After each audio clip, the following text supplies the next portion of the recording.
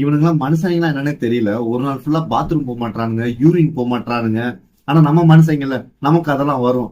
ஆனா அவனுங்க ஒரு நாள் ஃபுல்லா நிக்கிறானுங்க, நமக்கு அந்த அளவுக்கு சத்து இல்ல.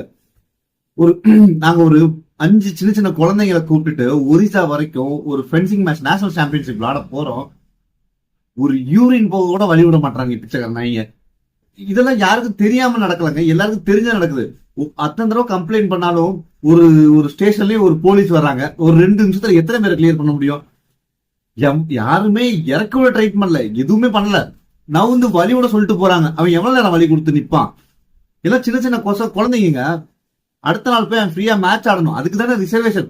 ஒரு நாள் நைட்டு ஃபுல்லா இங்க ரயில்வே ஸ்டேஷன்ல உட்காந்து தட்காலுக்கு வெயிட் பண்ணி நம்ம புக் பண்ணி போறோம். அவ்வளவு கஷ்டப்பட்டு எல்லாமே வேஸ்ட்.